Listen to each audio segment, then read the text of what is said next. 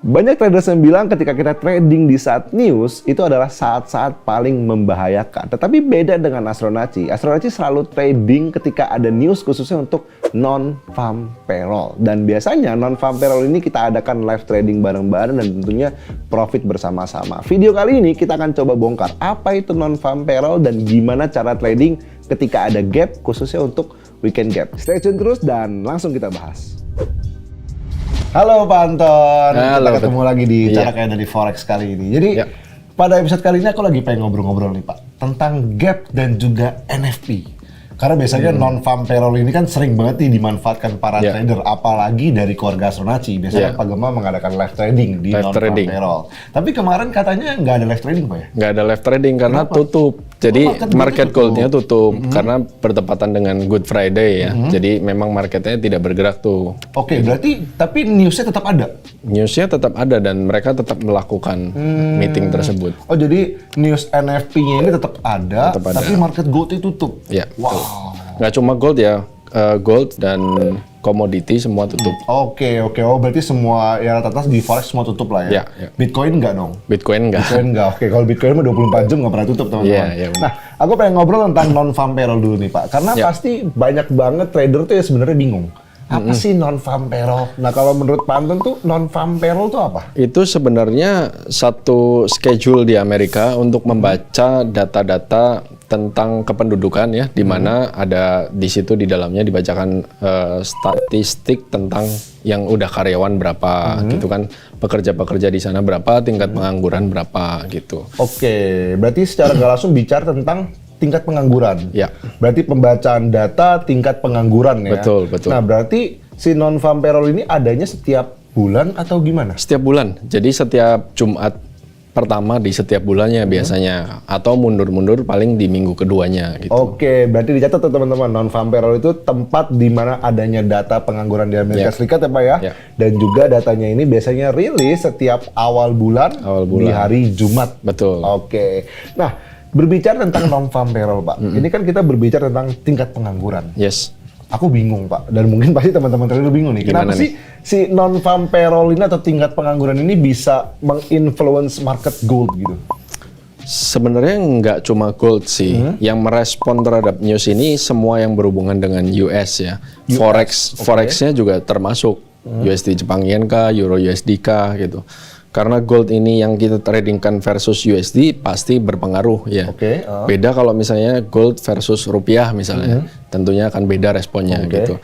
Jadi di saat itu ketika mata uang US menguat atau melemah langsung direspon oleh market dan hasilnya volatile di saat news tersebut gitu. Oke, berarti karena memang si news ini mempengaruhi fluktuatif daripada USD-nya sebenarnya, bukan mempengaruhi goldnya tapi USD-nya. Jadi otomatis USD yang ada di pair market itu akan terinfluence terhadap data pengangguran ini. Oke, aku udah mulai dapat pemahamannya. Tapi kalau kita berbicara non-farm payroll nih Pak, biasanya kan Pak Gema live trading. Sekarang marketnya tutup, gitu kan?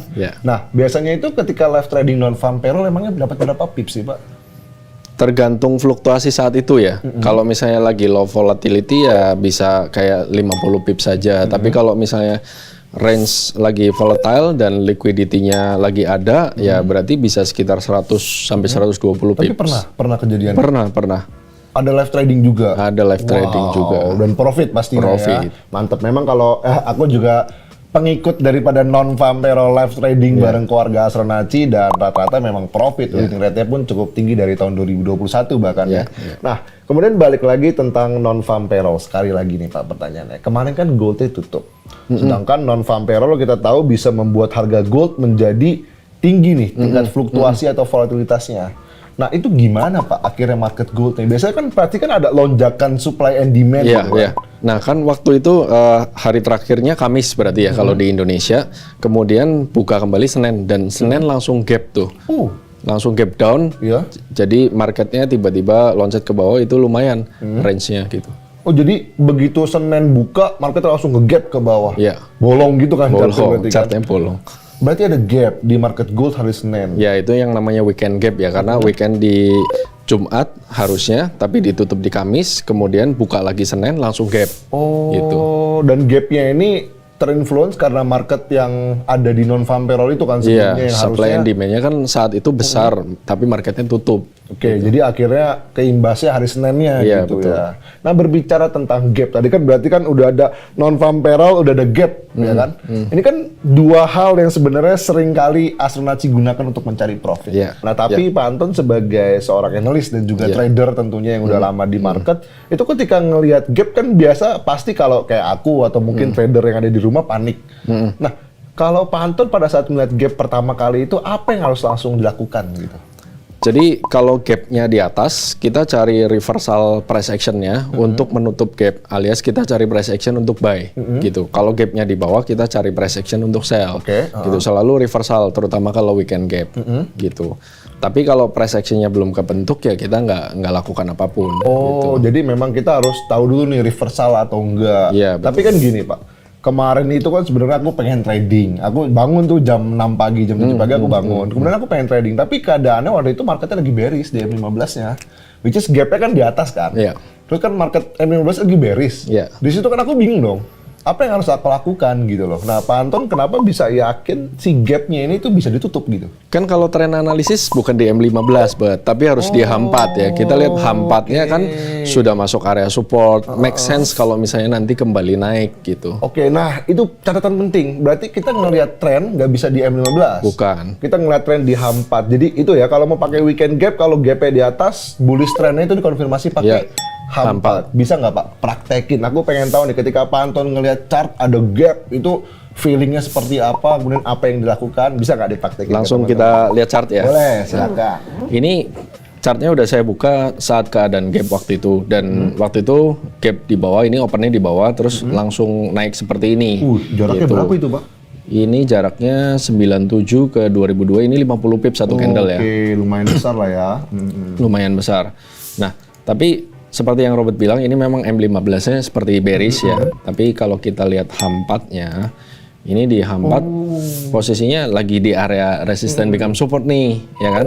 Dan stokastiknya sudah mau mendekati oversold. Ini make sense banget kalau misalnya nanti kembali membentuk swing low dan akhirnya naik. Tapi itu kembali. beda banget ya Pak ya, H4 sama M15 Iya, ya? betul. Ini aku mau ngobrol-ngobrol sedikit lagi. Betul. Kenapa sih H4 sama M15 itu bisa beda drastis gitu? H4-nya bullish, M15-nya bearish? Karena range-nya besar ya. Jadi kalau misalnya gold itu range-nya kan seharian bisa sekitar 200 pips ya.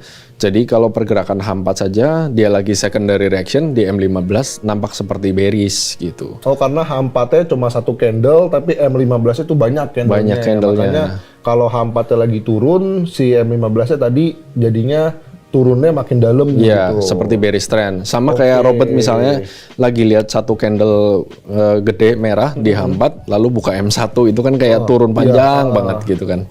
Oh, berarti itu tolak ukurnya kita Iya, lah ya. Kita harus pintar-pintar dalam mencari time frame. Ada nggak tips time frame-nya biasanya berapa? Time frame untuk gold sih yang kita pakemin H4 ya untuk lihat tren gitu. M15 untuk cari entry. Oke, catat. H4 untuk ngelihat tren, M15 untuk mencari entry. Balik lagi ke gap. Jadi tadi kan ada gap nih. Ya. Terus trading plan-nya Pak Anton itu gimana? Karena kita perlu dong trading plan biar teman-teman di rumah tentunya bisa belajar juga nih Pak. Ya, saat itu kan kita nunggu swing low. Jadi trading plan kita benar-benar nunggu terjadinya swing low. Kita tunggu dulu. Kemudian mulai terjadi swing low tapi akhirnya turun lagi ya. Dan gold akhirnya mulai membentuk swing low. Lalu kita gambarkan naik ke area gap ini gitu. Oke, berarti H4-nya harus swing low dulu. Betul. Kemudian kalau M15-nya ada gap, kita jangan langsung entry. Tetapi Jangan kita langsung konfirmasinya di H4. Catat, pelajaran penting lagi. Oke, lanjut. Jadi kalau swing low ini kan mengkonfirmasi bahwa reversalnya udah terbentuk nih, ada potensi kembali naik dan akhirnya memang setelah kita tunggu, akhirnya memang terjadi penutupan gap yang akhirnya sekarang sudah terjadi ya. Tapi aku boleh M15-nya nggak Pak? Kejadian itu seperti apa? Oke, kalau kita kembalikan ke posisi Coba pas lagi turun tadi kan. Pasti kan di sini kan kita jadinya antara FOMO dan juga greedy kan. ya. Nah, M15-nya coba kita cek. Nah, tuh kan. Karena kan di sini kan gap-nya itu udah ditutup belum? M15 saat itu langsung naik dan hampir ditutup nih, tapi akhirnya turun lagi nih dia ya. Bahkan menembus support-support dari M15 nih. Lalu mulai mencoba kembali naik, akhirnya dibanting lagi nih, gitu. Nah, itu kan Reversal pasti kan kayak belum terjadi, gitu. duk gitu kan, Iya, greedy lah betul. biasanya langsung. Greedy. Di sini orang-orang biasanya buy, tapi akhirnya dibanting lagi, menembus supportnya. Dan kemudian dia, kalau kita perhatikan, mulai terjadi reversal candle di sini, Itu ada pin bar ya Pak, atau doji itu? pin bar. Pin bar, Kemudian setelah itu dia tidak pernah new low ya, kalau kita perhatikan. Oke, dan Mulai naik ya, mulai naik. Meskipun masih ada turun yang cukup dalam, tapi di sini sudah tidak pernah new low sejak pin bar ini. Oke. Nah di sini sebenarnya bisa cari setup buy sih gitu. Dengan asumsinya stop lossnya tadi di new low bawahnya Iya, di situ betul, ya. Oke, good. Ini kan juga kalau pernah belajar cangkul, ini kepala cangkul gitu kan. Oh iya, badan cangkul, kepala cangkul, iya gitu iya. kan. Cuma kita masih melihat di bawah resisten yang major nih, jadi kita agak ragu juga kalau mau sinyalin buy gitu kan. Tapi at the end memang akhirnya di 4 hour sesuai trading plan yang digambar dan sudah menutup gap. Oke, tadi aku dengar ada trading plan. Ya, Emangnya ada trading plan, Pak? ada trading plan. Di Eclipse Super App kita sudah post. Oh, di Eclipse Super App ada trading plan-nya juga. Iya, betul. Oke, berarti ada trading plan, ketika ada gap tuh Pak Anton langsung bikin trading plan tuh ya. Iya. Dan trading plan-nya hit. Hit Nah, nanti trading teman-teman plan-nya. bisa cek nih, ini gambar trading plan-nya dan kemudian ini before-nya dan ini after-nya. Keren banget. Jadi intinya pelajaran hari ini simple ya Pak ya. Simple. Tadi aku udah dapat summary pertama, kalau ngelihat chart itu jangan M15 langsung. Iya. Kita harus buka H4-nya karena H4 ini akan jadi konfirmasi tren Iya. apakah kita akan opennya buy atau sell. Jadi kalau teman-teman yang biasa buy atau sell-nya itu pakai M15, sekarang coba cek di H4 Betul. untuk tahu trennya bullish atau bearish. Dan kemudian tadi aku juga dapat pelajaran kalau ada gap jangan panik ya. Jangan panik. Kita tetap konfirmasinya di major trend dan cari reversalnya juga di major trend gitu Ya, ya Pak ya. Nanti tinggal pakai teknik badan cangkul, Kepala cangkul. Nah, teman-teman tadi udah dapat pelajaran penting dari Pak Anton, baik itu tentang non-farm payroll itu apa, kenapa bisa menginfluence market gold, kemudian kalian udah belajar harus lihat buy atau sell di time frame berapa hingga cara tradingnya. Oke, thank you so much Pak Anton sudah datang ke acara Cara Kaya dari Forex pada hari ini. So teman-teman, bagi kalian yang mendapatkan ilmu dan kemudian kalian mendapatkan edukasi yang sangat-sangat berharga ini, please komen di bawah atau klik tombol like dan see you in the next video.